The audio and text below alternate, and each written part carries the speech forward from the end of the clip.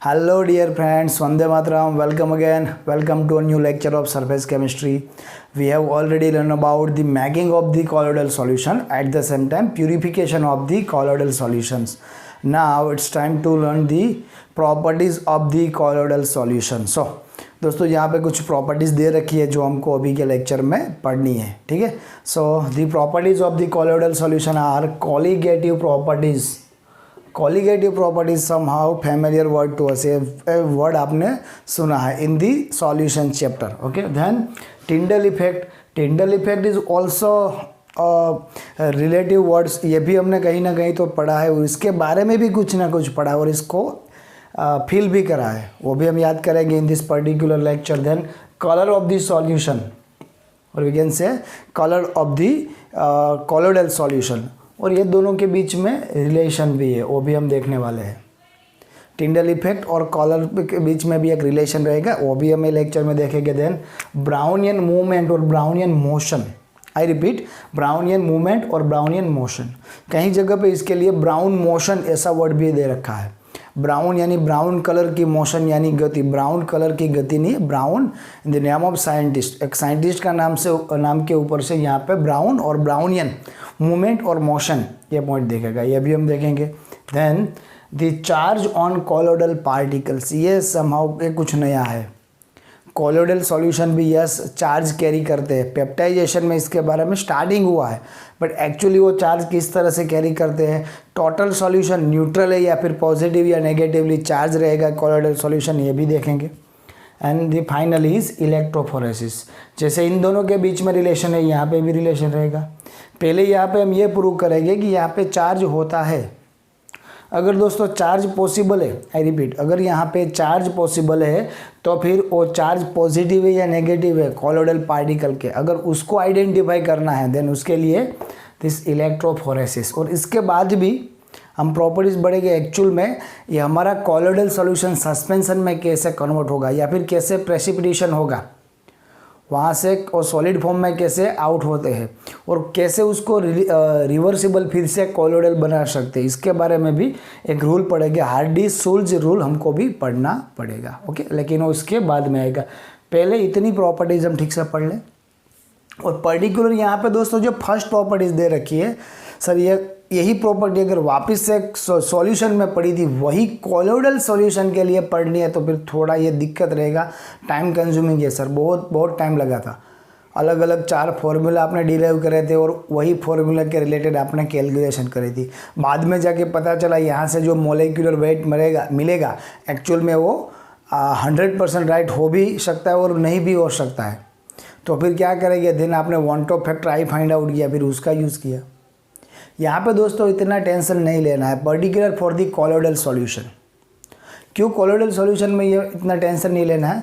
अगर हम बात करें साइज़ की, particle of the colloids and particle of the true solution, if this is the size of the true solution then this is the size of the colloidal solution. हमको इतना तो मालूम है ट्रू सॉल्यूशन से इसका diameter या फिर इसकी साइज ज़्यादा है.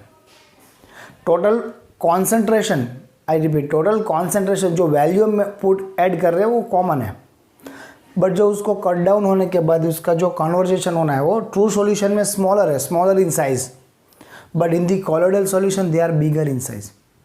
अभी एक चीज़ है दोस्तों, सपोज ये मेरे पास कोई खाने की चीज़ है और इसको मैं कट डाउन कर रहा हूँ. जितनी बड़ी बाइट करूँगा उतनी क्वांटिटी कम होगी, जितनी छोटी बाइट करूँगा उतनी क्वांटिटी ज़्यादा है. बाइट छोटी है मतलब क्वांटिटी ज़्यादा है, बाइट बड़ी है मतलब क्वांटिटी कम है. सो यहाँ पे ज़्यादा क्वांटिटी थी इसलिए ये चारों कॉलिगेटिव प्रॉपर्टीज़ में जो चेंज थे वो वैल्यूएबल थे, उसको याद करना ज़रूरी था. बट यहाँ पे because of this size, total concentration और टोटल नंबर ऑफ पार्टिकल यहाँ पे ज़्यादा हो गई in the true solution because of smaller in size. Number of particle कम हो गए, ये नंबर ऑफ पार्टिकल कम हुए तो उसके अपॉन ही तो ये पूरी कॉलिगेटिव प्रॉपर्टीज़ रहती है. Colligative properties not depend on the concentration of the solvent, that depend on the concentration of the particles. तो यहाँ पे पार्टिकल कम रहेगी क्योंकि क्वांटिटी ज़्यादा है, सॉरी उसका साइज ज़्यादा है. क्वांटिटी कम है, साइज ज़्यादा है, बिकॉज ऑफ दैट ये चारों कॉलिगेटिव प्रॉपर्टीज़ में जो चेंज आएगा वो नेगोशिएबल है, उसको हम नेगलेक्ट कर सकते हैं. सो खाली इतना याद करना है, जो कॉलिगेटिव प्रॉपर्टी ट्रू सॉल्यूशन में थी वही यहाँ पे है. डीप में जाने की दोस्तों यहाँ पे ज़रूरत है नहीं। Clear? I repeat, the colligative property और 4 colligative property are lowering in vapour pressure, elevation in boiling point, depression in freezing point and the osmotic pressure. बस यही 4 प्रॉपर्टीज़ हमको याद रखनी है। इसके बारे में यहाँ पे डेप्थ में जाने की ज़रूरत नहीं है। क्लियर है? सो दोस्तों आगे बढ़ते हैं up to the Tyndall effect, one of the most important question for board as well as competitive exam. तो दोनों के लिए दोस्तों इसका इंपॉर्टेंस कुछ ज़्यादा है। सो एकदम ठीक से कॉन्सेंट्रेशन के साथ दोस्तों। Okay friends, so finally it's time to learn about the Tyndall effect. Tyndall effect पढ़ना है for the colloidal solution. But before that हमारे टच में कोई टिंडल इफेक्ट है या फिर कभी हमने टिंडल इफेक्ट फील किया है? मैंने जैसे आगे बताया था, आपने ऑलरेडी टिंडल इफेक्ट को फील किया है। When ever you go for a movie, आप थिएटर में जाते हो और तभी कहीं कभार ऐसा होता है कि भाई थोड़ी मुंडी ऊपर करते हो तो आपको वहाँ पे कोई कलर पार्टिकल, कलर बीम दिखते हैं। That beam because of Tyndall effect, वहाँ पे जो लाइट स्कैटरिंग हो रही है बिकॉज ऑफ जो कॉलोइडल साइज के पार्टिकल एटमॉस्फेयर में, डस्ट पार्टिकल, तो work as a colloidal particle और उसके ऊपर लाइट स्कैटरिंग होने से हमको कलर बीम दिखाई देता है। सेकंड इज, अगर कभी आप समर में एक घर के अंदर हो, बर्फ़ दोपहर में, और जिस घर पे अंदर या फिर जो भी रूम के आप अंदर हो वहाँ पे उसके छत में एक छोटा सा हॉल है और फ्रॉम दैट वॉल वहाँ से सनलाइट की एक बीम आ रही है, तो आप क्लियरली वो पूरा बीम देख सकते हो। अगर आप ओपन फील्ड में जाते हो तो सनलाइट में आप फील कर सकते हो, दैट लाइट फील कर सकते हो, but you can not see a beam, clear beam आपको दिखाई नहीं देगा all over the same lighting there. But if you are in a room और वहाँ पे छोटा सा हॉल है, फ्रॉम दैट हॉल दोस्तों जो लाइट बीम आएगी वो क्लियर कट दिखाई देगी। और आप नज़दीक से आपने ऑब्जर्वेशन किया होगा वहाँ पे स्मॉलेस्ट पार्टिकल कंटिन्यू मूवेबल है, मूव करते हैं, दैट इज़ ब्राउनियन मोशन। तो एक ही चीज़ के साथ आपने ऑलरेडी 2 इफेक्ट फील करी है। ये टिंडल इफेक्ट भी आपने देखी है इन, आप कोई बंद रूम में हो और बंद रूम में पूरा अंधेरा है, वो बात मैं भूल गया।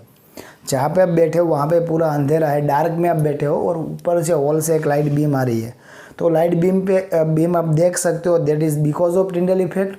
और उसके अंदर जो ब्राउनियन मोशन भी आप देख सकते हो, स्मॉलेस्ट पार्टिकल हो गए वो कंटिन्यूस मूवेबल हो गए। ये दोनों इफेक्ट हमको पढ़नी है दोस्तों। ठीक है, नाउ टिंडल इफेक्ट, तो जैसे मैंने बता दिया टिंडल इफेक्ट क्यों होगी। सपोज यहाँ पे मेरे पास एक ट्रू सॉल्यूशन है, in this particular container true solution is there, मेरे पास ट्रू सॉल्यूशन है और यहाँ पे कोई लाइट सोर्स है, वहाँ पे मैं लाइट सोर्स से लाइट वहाँ पे रिफ्लेक्ट कर रहा हूँ, लाइट पास कर रहा हूँ, सॉरी। जैसे ही मैंने लाइट पास करी, ये पूरा सॉल्यूशन मेरे को क्रिस्टल क्लियर दिखेगा बिकॉज ट्रू सॉल्यूशन है। इसके अंदर के जो कंपोनेंट है पार्टिकल्स है, sorry, that particles are very smaller, they are not able to scatter the light, वो लाइट को स्कैटर नहीं कर सकते, बिकॉज ऑफ दैट ये क्लियर सॉल्यूशन दिखेगा। अगर मैं ऑब्जर्वेशन के लिए वहाँ पर 90 डिग्री एंगल पे चला जाऊँ, in right angle, this is the way of the light and this is the observation angle, 90 degree से आप ऑब्जर्वेशन लेते हो राइट एंगल से, तभी वो आपको पूरा ब्लैक दिखेगा, टोटल ब्लैक इज देयर।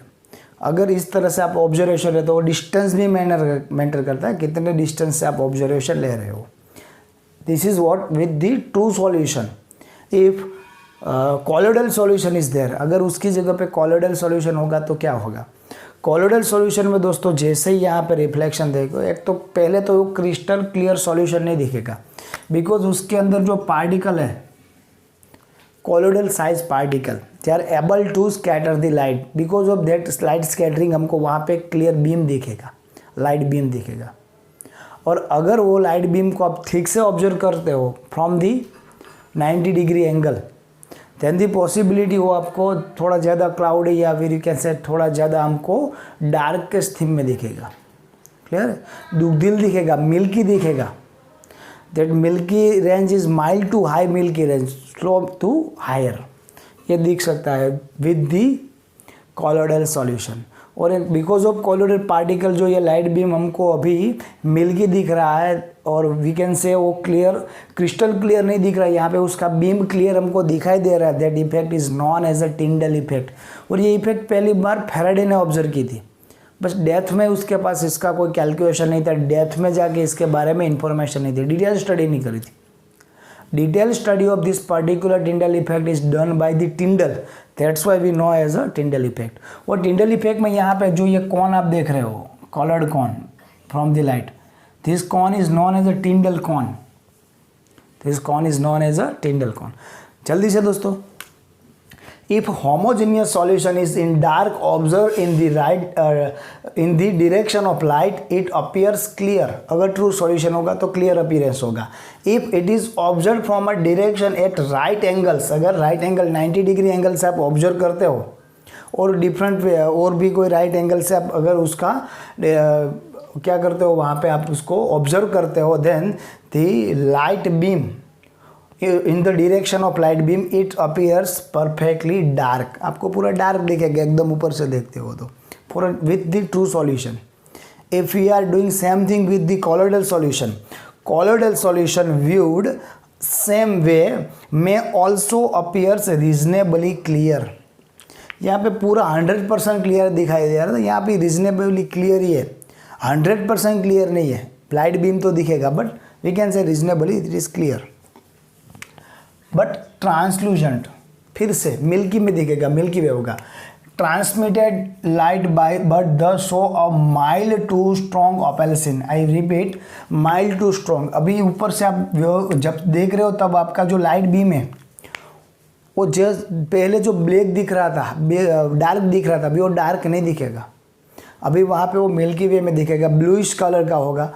और वो ब्लूइश कलर जो मिल्की जैसा दिख रहा है वो लाइट टू डार्क हो सकता है. That concentration is mild to high.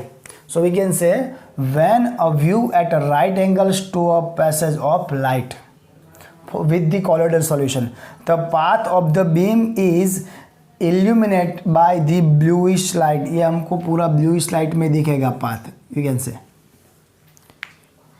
First observe this effect by the Faraday, but उसके बाद डिटेल स्टडी नहीं थी.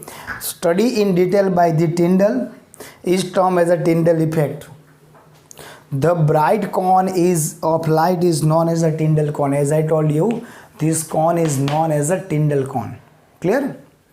Then the Tyndall effect is due to the fact that colloidal particle scatter light all direction in space. Suppose ये हमारा light source है, because of this particles or we can say colloidal particle, ये light होगी वो क्या होगी, scattering होगी in the all direction of the space. ऐसा नहीं है ये light scattering only a single way, ये सभी direction में, all the direction, वहाँ पे क्या होगा, सभी direction में वो light scatter होगी. This scattering of light illuminates the path of the beam in colloidal dispersion. Clear? तो इस तरह से दोस्तों कॉलोइडल सॉल्यूशन हम समझ सकते हैं. क्विक रिवीजन, जल्दी से एक रिवीजन देखना है. अगर आप कंटेनर में क्लियर सॉल्यूशन लेते हो, सॉरी ट्रू सॉल्यूशन लेते हो और वहाँ से आप कोई लाइट बीम पास कर रहे हो और वही डायरेक्शन से आप ऑब्जर्वेशन कर रहे हो, you will see a clear solution. वहाँ पे क्लियर सॉल्यूशन दिखेगा. बट द राइट एंगल, अगर डिफरेंट राइट एंगल से आप ऑब्जर्वेशन लेते हो particular from the 19 degree angle, तो ये पॉसिबल है आपको वहाँ पे पूरी डार्क फिल्म दिखेगी. But same thing if you done with the colloidal solution, colloidal solution के साथ सेम थिंग कर रहे हो, तो यहाँ से आप जो दिख रहे हो इन the direction of light beam, तो मे बी उस वहाँ पे भी हमको ये क्लियर ही दिखेगा. नॉट एज ट्रू सॉल्यूशन, एकदम 100% क्लियर नहीं, ट्रांसल्यूजेशन होगा, थोड़ा क्लियर दिखेगा, थोड़ा मिल्की दिखेगा. बट अपर एंगल से जब उसका ऑब्जर्वेशन करते हैं विद द माइक्रोस्कोप, सॉरी ये माइक्रोस्कोप वर्ड हम भूल गए थे, observation with the microscope from the upper side, तो क्या होगा, हमको ये पूरा लाइट सॉल्यूशन दिखेगा, सॉरी वो बीम होगा वो लाइट दिखेगा. Because of light scattering that effect is known as a Tyndall effect. तो सर अल्टीमेट आप ये कहना चाहते हो फ्रॉम दिस माइक्रोस्कोप, ये आई से किसी बंदे की जो ऑब्जर्वेशन ले रहा उसको वो पार्टिकल, कॉलोइडल पार्टिकल दिखेंगे? कॉलोइडल पार्टिकल नहीं दिखेंगे. But because of that colloidal particle, वहाँ पे कलर पार्टिकल्स दिखने वाले हैं. Because of that colloidal particle and light जो स्कैटरिंग हो रही है वो स्कैटरिंग दिखेगी. कॉलोइडल पार्टिकल तो वहाँ पे दिखने वाले नहीं है. यही चीज़ इस जो कॉलोइडल पार्टिकल है वो सभी डायरेक्शन में क्या करेंगे, लाइट स्कैटरिंग करेंगे. And this scattering of light illuminates the path of the beam in the colloidal dispersion. अभी एक एग्जांपल तो दोस्तों मैंने पहले ही आपको दे दिया है. आप ये अपने एक बंद रूम में, बंद कमरे में इफेक्ट में भी ऑब्जर्व की होगी। अभी नाइट में दोस्तों बारिश हो रही है और किसी 4 व्हीलर या 2 व्हीलर की लाइट का जो शेड है, वो शेड में आप देखोगे तो क्लियर आप क्या देख सकते हो, जो रेन हो रही है, रेन के पार्टिकल्स देख सकते हो। That is the one more example of the Tyndall effect. Clear है? सो ये टिंडल इफेक्ट हुआ। अभी टिंडल इफेक्ट क्यों होता है, टिंडल इफेक्ट की पॉसिबिलिटीज़ कब ज़्यादा है कब कम है, और some more question from the Tyndall effect that we are going to learn. Okay, so please be concentrated. So friends, example of the Tyndall effect.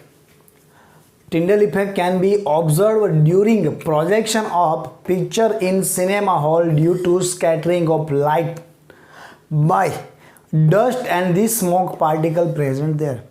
तो फिर दोस्तों ये सिनेमा हॉल में जो टिंडल इफेक्ट हम ऑब्जर्व कर सकते हैं, that is because of the dust particle और we can say smoke particles are present there because of that is the official example of NCERT book for the Tyndall effect. इसके अलावा भी example है, but ये example better रहेगा क्योंकि NCERT का है और ईजी भी है। अभी जैसे हमने बात करी थी, देयर आर सम कंडीशन कि जिसकी वजह से टिंडल इफेक्ट पॉसिबल है। तो ये 2 कंडीशन हमको याद रखनी है दोस्तों। कंडीशन फॉर टिंडल इफेक्ट के लिए required condition, that is 2 condition. 2 condition है जो आपको अंडरस्टैंड करनी चाहिए, समझनी चाहिए। That is the diameter of dispersed particles और we can say dispersed phase. I repeat, the diameter of the dispersed particle और phase is not much smaller than the wavelength of light used. तो in a simple language हम ये कह सकते हैं, the wavelength of the light and the diameter of the particle, इन दोनों के बीच का गैप ज़्यादा नहीं होना चाहिए। जितना कम गैप रहेगा एक दूसरे के अकॉर्डिंग, उतना हमको टिंडल इफेक्ट ठीक से देखने की पॉसिबिलिटी ज़्यादा होगी। So I repeat, the condition is the diameter of the dispersed phase और dispersed particle is not much smaller then the wavelength of the light used. That is the first condition. And second condition is the refractive index of the dispersed phase and the dispersion medium differ greatly in magnitude.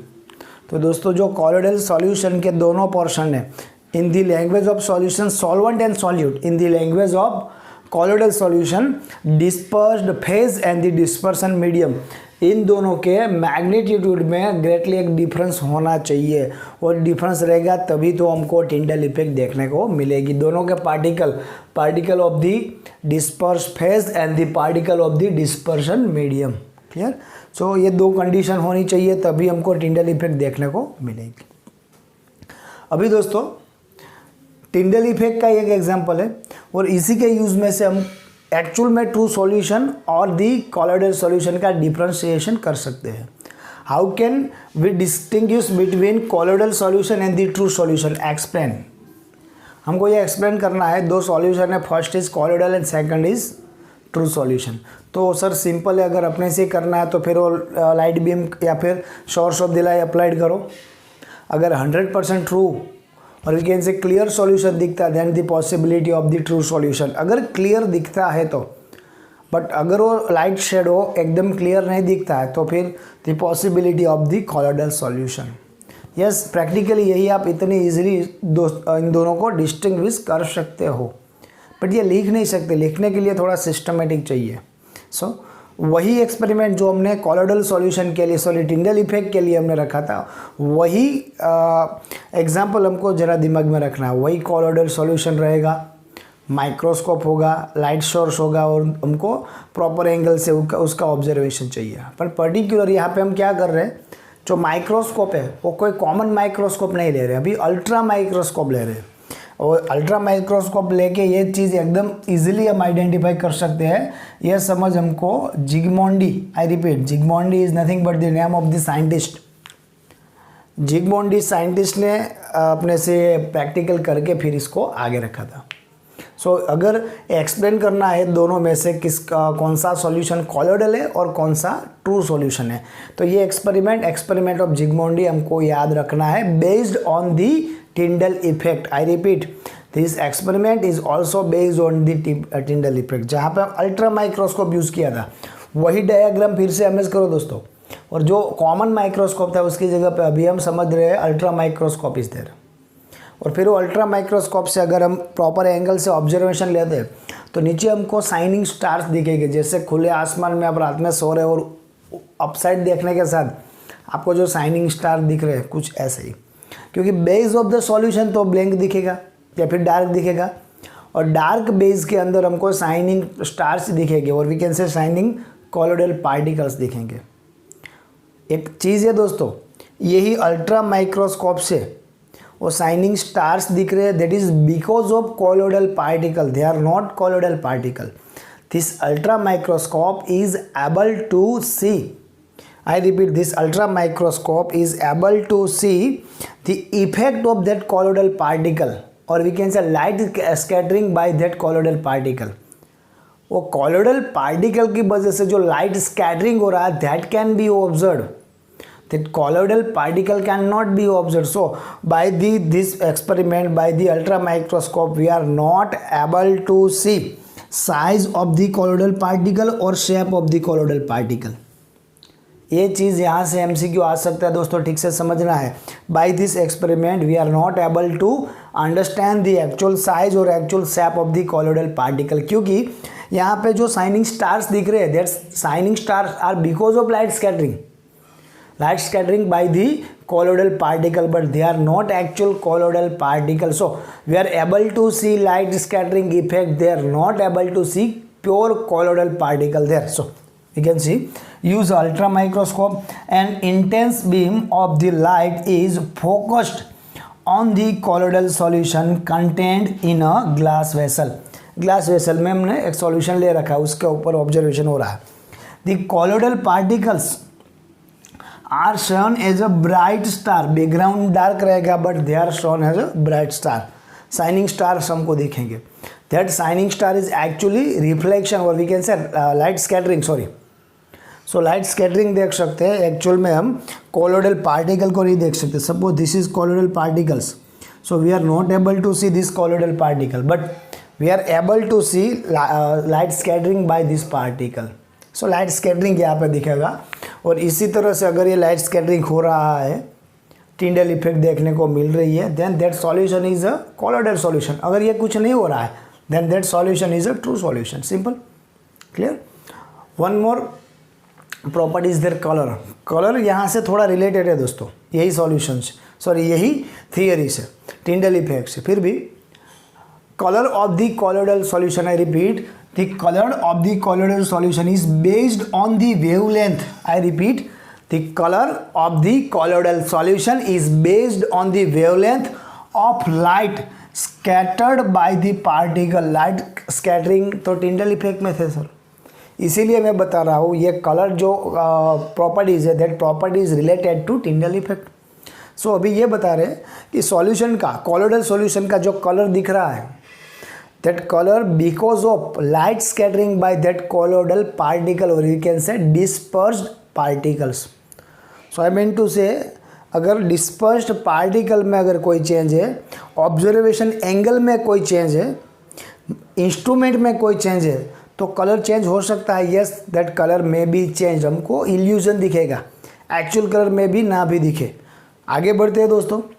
The wavelength of light further depends on the size and the nature of the particle. I repeat, the wavelength of light further depends on the size and the nature of the particle. So दो चीज़ याद रखनी है। Colour कैसा दिखेगा, depends upon wavelength. Wavelength किसके ऊपर depend है, depend on the size of the particle and the nature of the base, और we can say dispersion medium. आगे, the colour of the colloidal solution, यहाँ पे दोस्तों आपको समझना है, the color of the colloidal solution also change with manner in which the observer receives the light. I mean to say, suppose मेरे को कोई कलर दिख रहा है कोई colloidal solution का, and I will going to change the base of the light. किस तरह की लाइट में अभी इम्प्लांट कर रहा था उसका बेस में चेंज कर रहा हूँ। So base of the light change हुआ, वेवलेंथ चेंज हुई, उसके अकॉर्डिंग कलर भी चेंज हो सकता है। You can C, This is the colloidal solution of milk plus water. I repeat, colloidal solution of milk plus water. This milk plus water colloidal solution can be blue in color. When we see blue in color, when we use the reflected light, जब reflected light का use करते हैं, then we see that is blue in color. But if we change the source, if we use transmitted light, then this particular milk plus water solution can be observed red. Actual में दोस्तों हमने solution में कोई change नहीं किया है. There is no change in the solution. Change is only of the source of the light. Light source हमने change किया है, उसके अकॉर्डिंग उसका कलर चेंज हो रहा है. One more example. ऐसा नहीं है कि लाइट सोर्स के ऊपर ही, हमने ऊपर ही देख लिया था. एक्चुअल में वेवलेंथ के ऊपर डिपेंड करता है. और वेवलेंथ किसके ऊपर डिपेंड करता है? Size of the particle. Similar एक ही सोर्स से हमने लाइट अप्लाई की है, बट हम क्या कर रहे हैं, गोल्ड सोल है, और गोल्ड सोल जनरली हमको रेड दिखेगा. Okay, colloidal solution of the gold can be observed red in a normal condition, but if you know that color can be changed if wavelength is changed, and change in wavelength is possible when size of the colloidal particle can be changed. Normal gold solution can be observed red. अभी मैं क्या कर रहा हूँ, I am going to increase the size of the colloidal particle. You can see पहले इतने थे, अभी इतने हुए, अभी इतने हुए. We are going to increase the size of the colloidal particle. But ये इंक्रीज करने में इतना ध्यान रखना है, ये रेंज से बाहर नहीं होना चाहिए. डायमीटर मोर देन 1000 नहीं होना चाहिए, then that is known as a suspension. तभी वो colloidal solution नहीं रहेगा. But slowly we are going to increase the size, or we can say diameter. So as we increase the size, this red color change to purple. Again still I am going to increase the volume or increase the size of the particles, then purple color change into blue. Again still I am going to increase the particle volume of the particle or size of the particle, then color can be changed into golden color. तो ये colour के लिए दोस्तों ये याद रखना, light scattering important है as we discussed in Tyndall effect. उसके साथ वेवलेंथ इंपॉर्टेंट है. वेवलेंथ के लिए size of the particle and source of the particle is also important. So ये भी यहाँ पे दोस्तों हमने 3 प्रॉपर्टीज आपने आज के लेक्चर में ख़त्म करिए. First is colligative properties, then Tyndall effect, then the colour. Okay, बाकी प्रॉपर्टीज़ के लिए दोस्तों हम नेक्स्ट लेक्चर के लिए वेट करेंगे. टिल देन घर पे रहिए, सेफ रहिए, पढ़ते रहिए. Tyndall effect. Objective: to learn the concept of Tyndall effect. The Tyndall effect, named after physicist John Tyndall, involves the scattering of light by finely suspended particles in something such as in colloid. This effect is also referred to as Tyndall scattering. Let's demonstrate the Tyndall effect. We'll begin by filling all 3 beakers with the distilled water. In the first, we'll leave just the water. In the second, we'll dissolve a spoonful of sugar. And in the other, we'll stir a few drops of milk. First, we'll shine through the beaker containing only the water.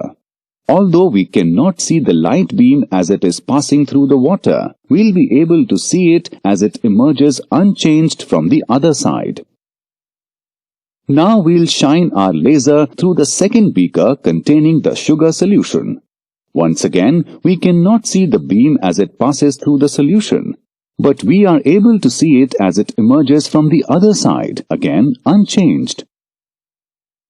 Finally, we'll shine our laser through the third beaker, which has milky water. In this case, we are able to clearly see the light beam as it passes through the liquid. This appearance of a light beam passing through a liquid is the result of Tyndall effect. What is happening to the light beam? Let's take a closer look at what's in each beaker so that we'll have a better understanding. In distilled water, any particles are too small to obstruct the path of light as it passes through, meaning we won't be able to see the beam.